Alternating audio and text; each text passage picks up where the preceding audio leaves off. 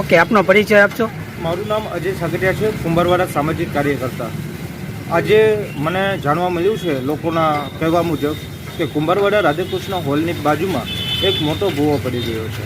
આ ભારતીય જનતા પાર્ટીના તંત્ર અને શાસકોને કહેવા માગું છું કે તમે કરોડો રૂપિયાના કામો તો લઈ આવો છો, પરંતુ કરોડો રૂપિયામાં પોતાના માસી, મામા અને ફૂઈના છોકરાઓને કોન્ટ્રાક્ટ આપીને ભ્રષ્ટાચારની નીતિ શું કામ અપનાવો છો?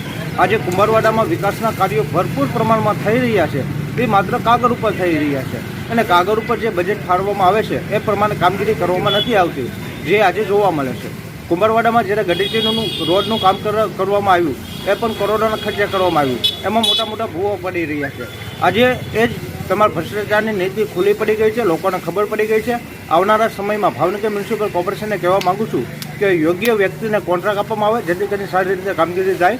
અને આ તમારી ભ્રષ્ટાચારની નીતિ ખુલ્લી પડી ગઈ છે, એમાં તાત્કાલિક ધોરણે રિપેરિંગ કામગીરી કરવામાં આવે અને કુંભારવાડામાં જ્યાં પણ આવા નાના મોટા ભૂવા પડી ગયા છે ચોમાસાના લીધે એ તમામ રિપેરિંગ કરવામાં આવે.